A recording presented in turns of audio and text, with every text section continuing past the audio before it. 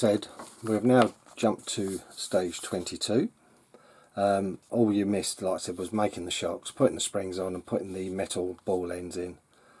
Now we just got to fit the shock absorbers to the rear suspension, the first pair.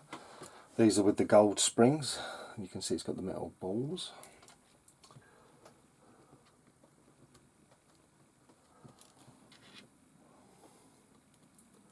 And it says the top to the front, screw through, and then a washer.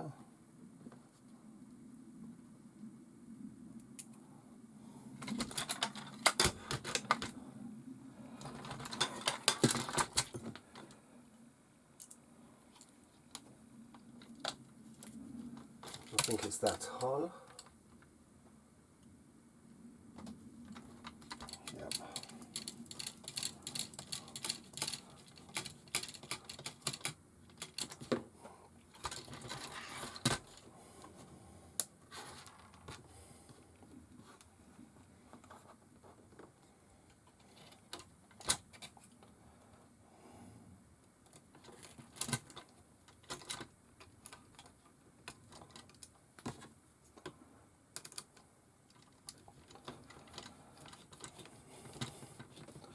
Thing is, it says about spacers, but in truth there's plenty of tension already,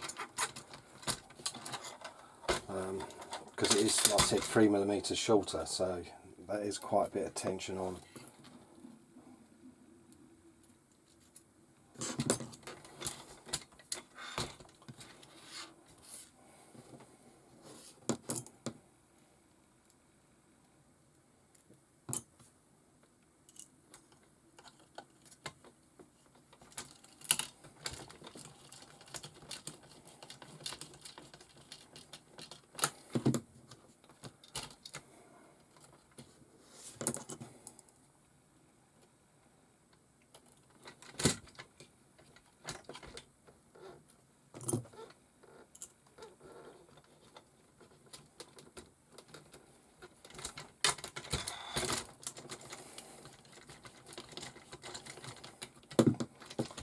And there we go, the rear shocks are on. Like I said, doesn't need any spacers to tighten the springs up. I think that will be more than it will ever need. That completes 22. Like I said, 23 is just putting the balls in and the spring on, and then we'll reconvene at 24. Now part 24, fitting the front shocks.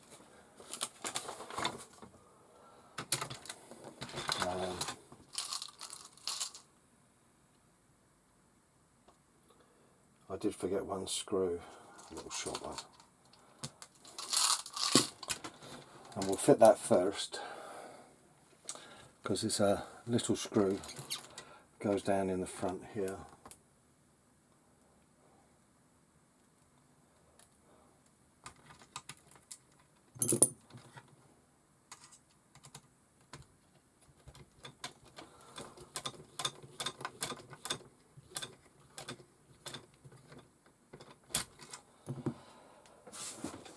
And then the shock absorbers, they screw onto here, so we'll screw them on first, and then it's a nut and bolt at the top, which is easier.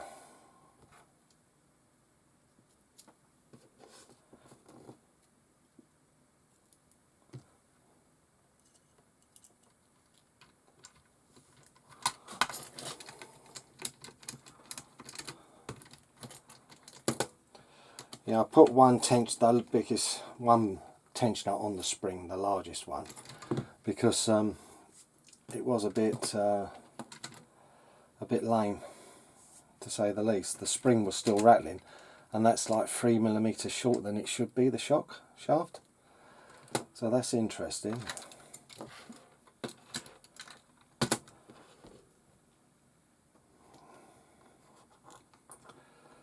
Then the top has a washer as well as it goes through, so it's bolt, washer,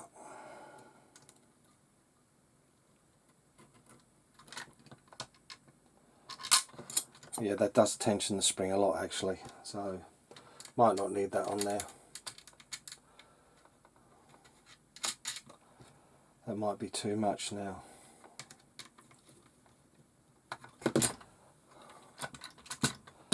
But we'll see. And then just repeat the other side.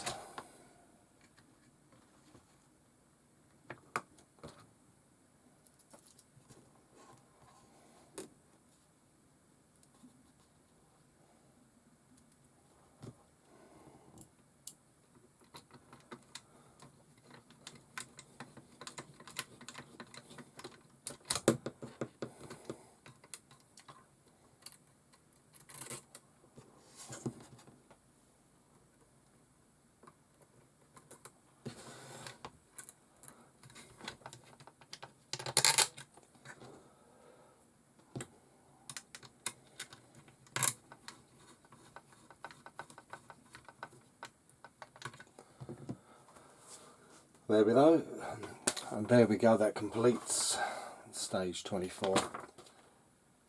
Now stage 25 is just lining up the steering.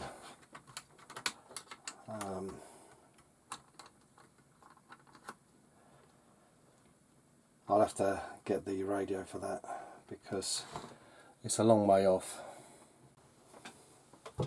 So I'm just going to plug a battery in. Let's give it some power.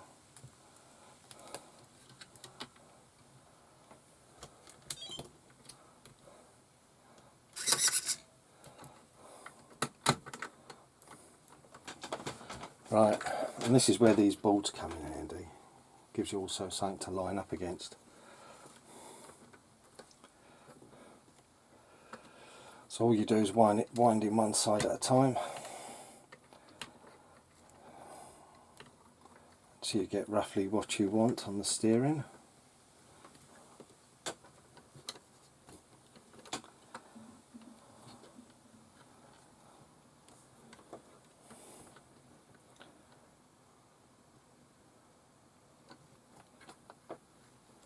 Very slight toe in that should be.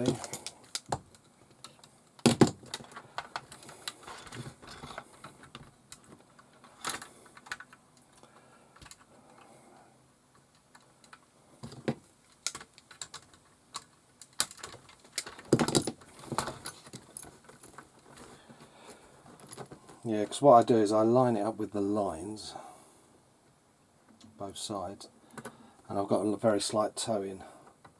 And just repeat for the other side.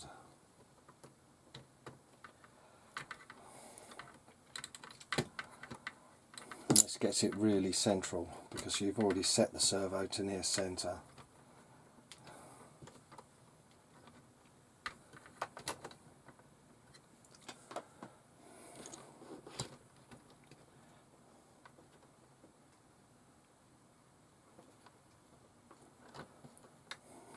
A bit more.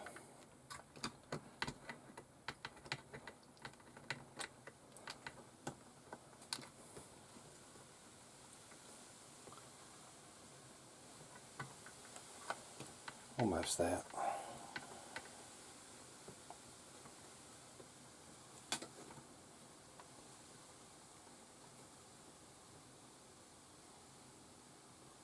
Yeah, I'm happy with that.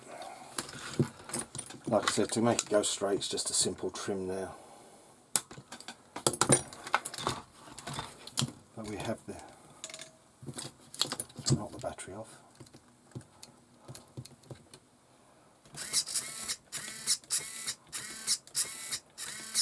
Going to have to set the end points because it is slightly over pulling this side. Now, part 26 is fitting the little skid plate and the front bumper. There's multiple types of screws, so we'll do the plate first because we know it's the two longer of the darker screws.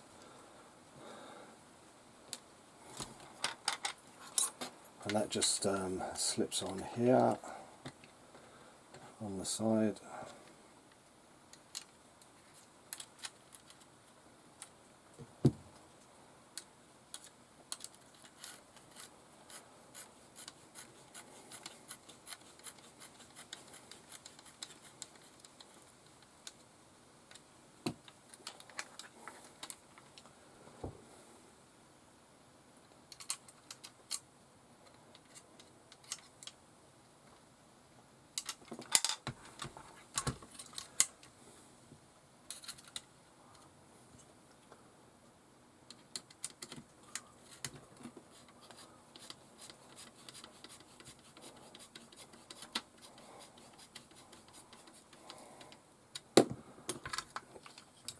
then I forgot the washers again, or washer.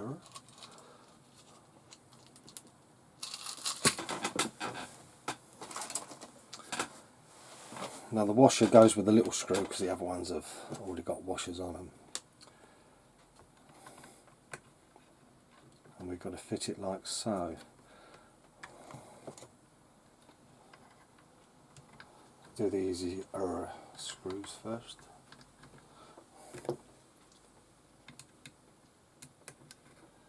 If I was on camera.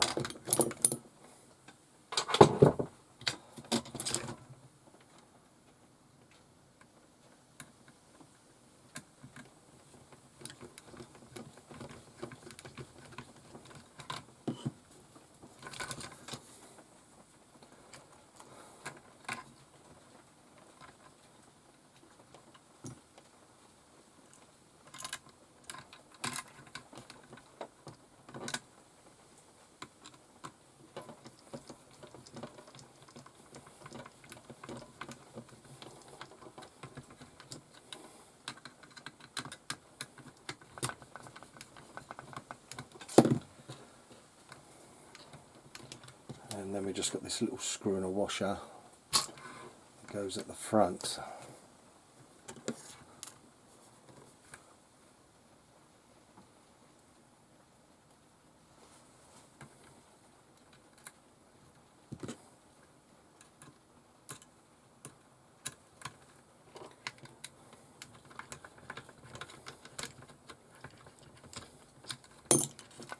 There we go, we're getting close to a complete chassis, not too much more to go. Now on to part 27, fitting the motor plate onto the motor. We'll start off with the grubby screw.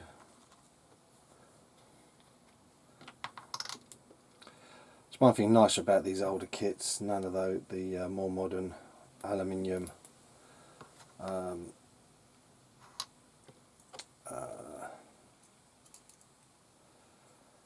pinion, you know, these like are brass, I think.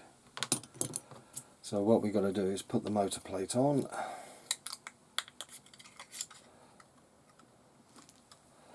line it up, put the pinion on,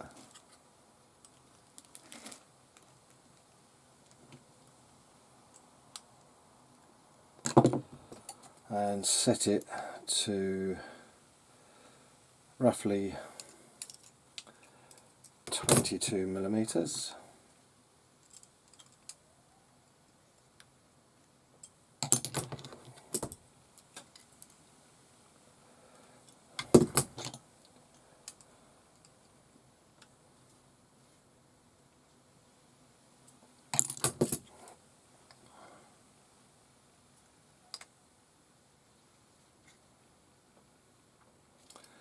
That looks spot on.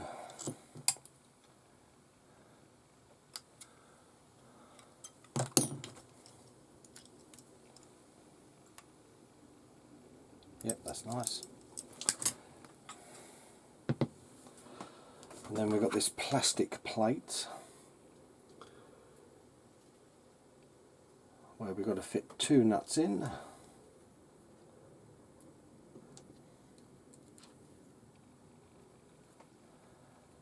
And then offer it up to the motor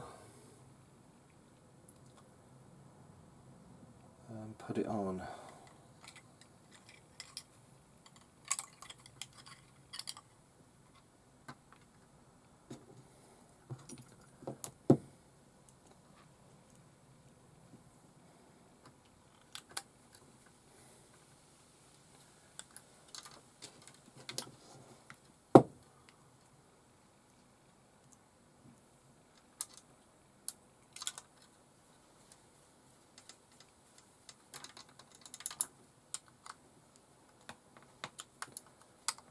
There we go, that's the motor all nicely prepped.